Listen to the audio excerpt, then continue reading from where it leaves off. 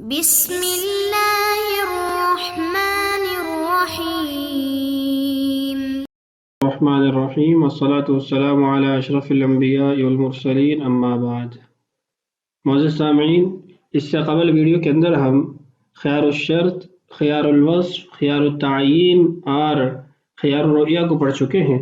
خیارات کے اسی تسلسل کی کڑی آج کا ہمارا سبق ہے، جس کا عنوان ہے فصل فی خیار العیب، خیر عیب کے مسائل کی فصل یا خیر عیب کے مسائل کا بیان۔ پہلے عبارت پڑھ لیتے ہیں، اس کے بعد پھر خیر عیب سے متعلقہ چند ضروری باتیں ذکر کر کے عبارت کو حل کرتے ہیں۔ فصل فی خیار العیب، ولمشتر وجد بمشریه عیبا نقص ثمنه عند التجار رده او اخذه بكل ثمنه لا امساكه واخذ نقصانه۔ رده مبتدأ ولمشتر خبره ونقص ثمنه صفة العيب، والإباق ولو إلى ما دون سفر، والبول في الفراش، وسرقة صغير يعقل عيب، إنما قال يعقل لأن سرقة صغير لا يعقل ليست بعيب، وبالغ عيب آخر، عطف على معمولي عاملين مختلفين، والمجرور مقدم، فلو سرق عندهما أي عند البائع والمشتري في صغره أي في صغره مع العقل رده، وإن حدث عنده في صغره وعند مشتريه في كبره لا، وجنون الصغير عيب أبدا، فيرد من جن في صغره عنده ثم عند مشتريه فيه أو في كبره۔ یہ ہے آج کے ہمارے سبق کی عبارت۔ پہلے اس فصل سے متعلقہ چند باتیں ذکر کر دیتا ہوں، اس کے بعد انشاءاللہ عبارت کی طرف آتے ہیں۔ فصل فی خیار العیب، خیار عیب کے مسائل کا بیان۔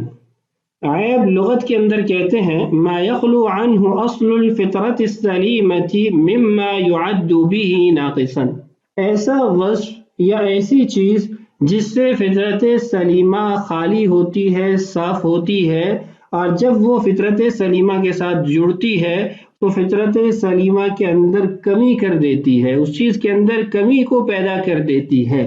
اور شرعاً عیب کہتے ہیں کل ما اوجب نقصان الثمن فی عادت التجار فهو عیب، ہر وہ کمی یا ہر وہ نقص جو اس چیز کی ثمن میں تجار کے ہاں، اہل خبرہ کے ہاں، ماہرین کے ہاں کمی کر دے، اس کو عیب شمار کریں گے، اس کو عیب کہا جائے گا۔ اگلی بات، خیارات کی ابحاث کی ابتدا میں یہ بات کی تھی کہ خیارات دو قسم کے ہیں، خیارات وضعیہ، خیارات شرعیہ۔ خیار العیب یہ بھی خیارات شرعیہ کے اندر ہی شمار ہوتا ہے، لیکن خیارات شرعیہ بھی دو قسم کے ہیں۔ ایک قسم وہ ہے جس میں اللہ تعالیٰ کا حق ثابت ہوتا ہے، بندے کو یہ اختیار نہیں ہوتا کہ اس خیار کو اپنی ذات کی طرف سے ختم کر دے، خود اس کو معاف کر دے، جس کی مثال ہم پہلے خیار رؤیت پڑھ چکے ہیں کہ خیار رؤیت کو قبل الرؤیا عاقدین بھی ختم نہیں کر سکتے، مشتری بھی ختم نہیں کر سکتا، اس لیے کہ وہ خیارات شرعیہ میں سے ہے، اور خیارات شرعیہ میں سے بھی ان خیارات سے متعلق ہے جن میں اللہ تعالیٰ کا یا شریعت کا حق پایا جاتا ہے۔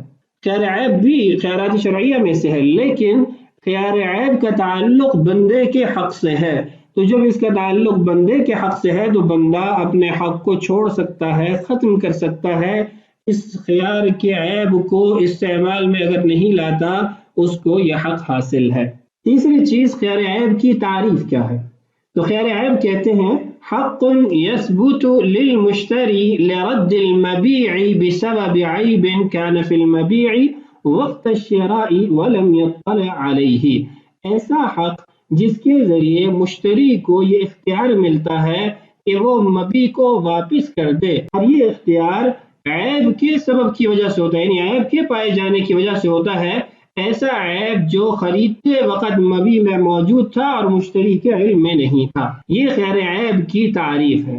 عیب کا لغوی معنی بیان کیا اور شرعی معنی بیان کیا، پھر عیب کی حیثیت کیا ہے خیارات کے اندر اس کو بیان کیا، اور تیسری چیز آپ کو خیار عیب کی تعریف بتائی۔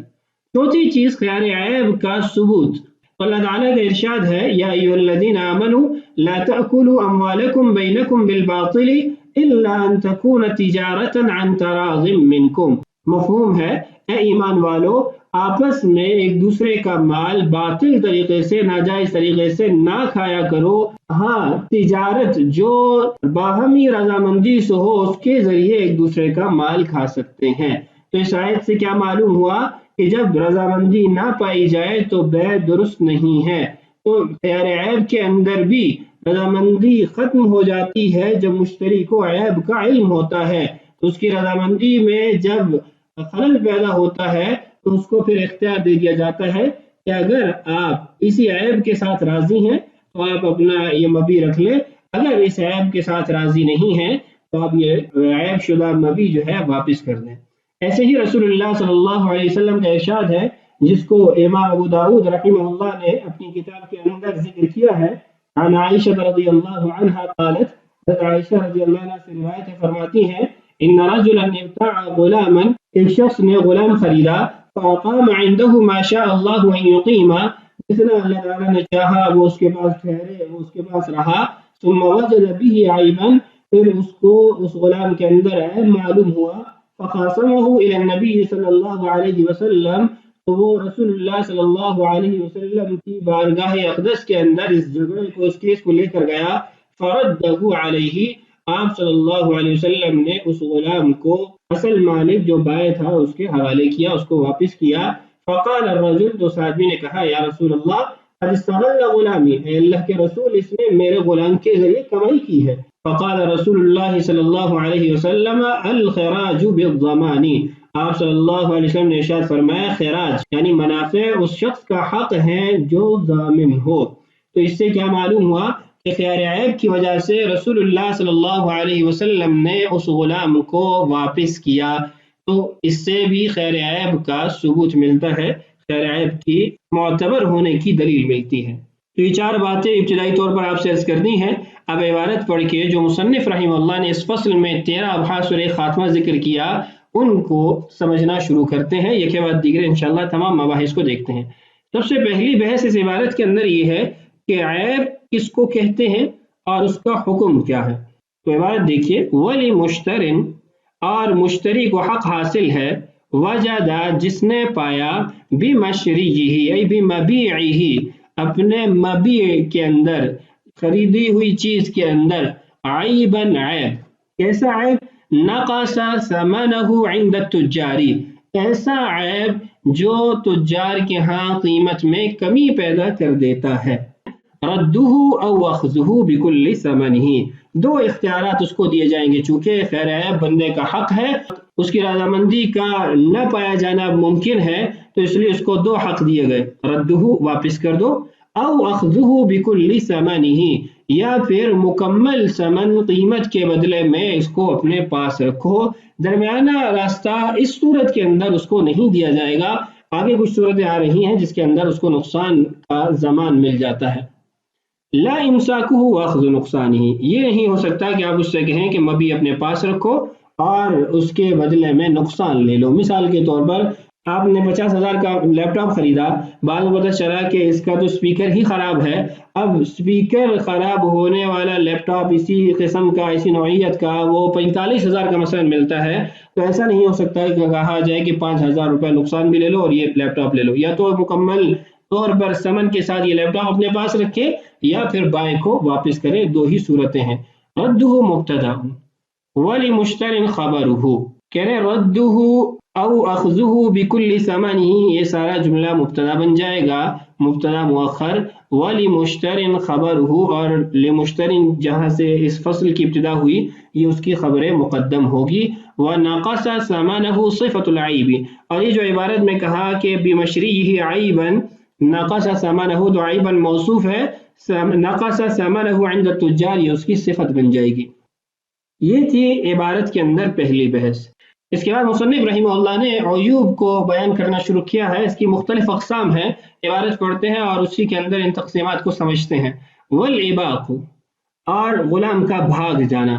ولو الی ما دون سفر، اگرچہ یہ بھاگنا سفر کی مدت سے کم ہی کیوں نہ ہو. سفر کی مدت کتنی ہے اس کے اندر اختلاف ہے. امام ابو حنیفہ اور امام محمد رحمہ اللہ 3 دن کی مدت بتاتے ہیں. امام ابو یوسف رحمہ اللہ 2 दिन और तीसरे दिन का अक्सर हिस्सा अगर हो जाए तो उसको मुद्दत सफ़र में इबाक शुमार करते हैं। मुख्तार कौल तरफ़ैन का है कि 3 दिन या उससे ज़ायद मुद्दत में अगर वो भागता है तो ये इबाक शुमार किया जाएगा। वल बौल फिल फ़िराशी, ऐसे ही बिस्तर पर पेशाब करना। वसरिक़तु सग़ीरिन याक़िलु, और ऐसे छोटे बच्चे का चोरी करना जो समझदार है, यानी समझता है मामलात को। आइबुन, ये ऐब है। अल-इबाक से याक़िल तक मुब्तदा है और ख़बर इन तमाम उमूर की आइबुन है, यानी वल-इबाक़ु वलौ इला मा दून सफ़रिन आइबुन वल बौल फिल फ़िराश आइबुन। सग़ीरुन याक़िलु, इसकी जो मुद्दत फ़ुक़हा ने बयान की है वो 5 साल की है कि 5 साल का बच्चा हो या फिर खुद खाना पीना शुरू कर दे, पहनना शुरू कर दे, तो उसको सग़ीरुन याक़िल कहते हैं, ऐसा बच्चा जो समझदार हो गया है। तो बहरहाल बच्चे का भागना, मादून सफ़र मुद्दत, या बिस्तर पर पेशाब करना या चोरी करना, ये तमाम के तमाम उमूर उयूब शुमार होते हैं। इन्नमा क़ाल याक़िलु, जो याक़िलु का कलिमा कहा गया है, लिअन्न सरिक़त सग़ीरिन ला याक़िलु लैसत बिआइबिन, इसलिए कहा कि जो बच्चा समझदार नहीं है उसका चोरी करना ऐब शुमार नहीं होता। यानी ऐसा बच्चा जो खुद खाता पीता नहीं है, खुद पहन नहीं सकता, तो उसकी चोरी को ऐब शुमार नहीं किया जाता। वह बालिग़िन आइबुन आख़र, और अगर यही उमूर वो बालिग़ होकर करता है तो ये अलहदा ऐब शुमार किया जाएगा। यानी बाय के पास उस गुलाम ने बचपन में चोरी की, जवानी के अंदर मुश्तरी के पास चोरी की, तो ये नहीं कह सकते कि ये वही ऐब है जो बाय के कब्जे में मौजूद था, बल्कि इसको नया ऐब कहा जाएगा। ऐसे ही पहले बचपन में बाय के यहाँ वो पेशाब करता रहा, बाय ने बेचा, फिर जवानी में मुश्तरी के पास पेशाब करने लगा, कि बालिग होने के बाद जो ये पेशाब कर रहा है ये नया ऐब है, साबिका ऐब नहीं है जो बाय के कब्जे में मौजूद था। ऐसे ही इबाक भी है, भागना भी है, कि वो बचपन में भागा, कि वो बाय के पास बचपन में भागा और फिर जवानी में मुश्तरी के पास भागा, तो ये 2 जुदा असबाब की वजह से होगा। ये नहीं कह सकते कि पहले वाला सबब या पहले वाला जो ऐब था वही जाहिर हुआ। आगे एक नहवी तरकीब लिखी है, आतफ़ुन अला मामूलै आमिलैन मुख्तलिफैन वल मजरूर मुक़द्दमुन, 2 मुख्तलिफ आमिलैन के मामूलैन पर आत्फ़ है, मजरूर मुक़द्दम है, इसलिए जायज़ है। इसकी तफ़सीलात नीचे हाशिये में कुछ न कुछ मौजूद हैं, आप उसमें पढ़ लीजिए। ये आत्फ़ुन बयानु तताबुक़िल इबारति बिक़ाइदतिन नहविय्यतिन, यहाँ आप इसकी तफ़सीलात देख सकते हैं। आगे मसले की तरफ बढ़ते हैं। फ़लौ सरक़ इंदहुमा, अगर एक गुलाम ने दोनों के पास चोरी की, बाय के पास भी और मुश्तरी के पास भी, फी सिग़रिही, बचपन में, ऐ फी सिग़रिही मअल अक़्ल, मतलब यह है कि ऐसा बचपना जिसमें उसको अक़ल थी, समझदार था, तो उसको वापस लौटाने का हक हासिल है, इसलिए कि इस ऐब की जो असबाब है वो मुख्तलिफ नहीं है, दोनों के पास उसने बचपन में चोरी की। वइन हदस इंदहु फी सिग़रिही, अगर उसने बाय के पास तो बचपन में चोरी की है, वइंद मुश्तरीही फी किबरिही, और मुश्तरी के बाद उसने चोरी की वो बड़े होकर की है, जवानी की हालत में की है, ला, तो इसको ऐब नहीं कहा जाएगा। इसको ऐब क्यों नहीं कहा जाएगा? उसकी वजह यह है कि असबाब मुख्तलिफ हैं, कि उसने जो बाय के पास चोरी की थी वो लापरवाही की वजह से की थी, और अभी जो वो मुश्तरी के पास बड़े होकर चोरी कर रहा है ये अपने बातनी खुब्स और गंदगी की वजह से कर रहा है। ऐसे ही अगर उसने बचपन में बाय के यहाँ पेशाब किया, वो बिस्तर पे पेशाब कर देता था, तो वो ज़ौफ़े मसाना की वजह से था, और जवानी के अंदर अगर वो पेशाब करता है बिस्तर पर तो ये बीमारी की वजह से कर रहा है। ऐसे ही बचपन में अगर वो भागा है तो उसकी चाहत खेल कूद की होती है, और अगर वो बड़े होके भागा है तो ये भी उसके अंदर की गंदगी है, खुब्स है कि वो जान छुड़ाना चाहता है। तो असबाब मुख्तलिफ हैं तो अयूब मुख्तलिफ होंगे, इसलिए अगर बचपन के अंदर ये अयूब बाय के पास जाहिर हुए, फिर मुश्तरी के पास जवानी में जाहिर हुए, तो हम ये नहीं कहेंगे कि ये पहले वाले अयूब है, बल्कि ये जदीद अयूब हैं, इसलिए इसको वापस लौटाने का हक हासिल नहीं होगा। दूसरी किस्म अयूब की वो है कि जिसके असबाब मुख्तलिफ नहीं होते, वो बचपन में हो या जवानी में हो, उनके असबाब एक जैसे ही हैं, तो इसलिए वो फिर ऐब जदीद नहीं होगा, ऐब साबिक़ ही होगा, उसकी बुनियाद पर वापस किया जा सकता है। जिसकी मिसाल मुसन्निफ ने पागल बने की दी है, वह जुनून सग़ीर आइबुन अबदन, अगर बचपन में वो اس کو جنون لاحق ہو جاتا ہے تو یہ ہمیشہ کا عیب شمار کیا جائے گا. فَيَرُدُّ مَنْ جُنَّ فِي صِغَرِهِ عِنْدَهُ ثُمَّ عِنْدَ مُشْتَرِيهِ فِيهِ أَوْ فِي كِبَرِهِ. تو واپس لٹایا جائے گا اس غلام کو جو بائی کے پاس بچپنے میں پاگل ہوا تھا، مجنون ہوا تھا، پھر اس کے بعد مشتری کے پاس جب گیا تو مشتری کے پاس صغر میں یا کبر میں، بچپن میں یا جوانی میں، کسی بھی عمر کے حصے میں اگر وہ مجنون ہوتا ہے تو یہ سابقہ عیب ہی شمار کیا جائے گا اور اس کو واپس لوٹانے کا حق حاصل ہوگا. وجہ پہلے آپ کو بیان کر دی کہ جنون کا جو سبب ہے وہ ایک ہی ہے، مختلف نہیں ہے. تو یہ تھا آج کا ہمارا سبق. بقیہ مسائل آنے والی ویڈیوز میں پڑھتے رہیں گے. اللہ تعالیٰ سے دعا ہے اللہ تعالیٰ ہمارے لیے اس بات کی تکمیل آسان فرمائے. اللہ تعالیٰ ہم سب کا حامی و ناصر ہو. السلام علیکم ورحمۃ اللہ وبرکاتہ.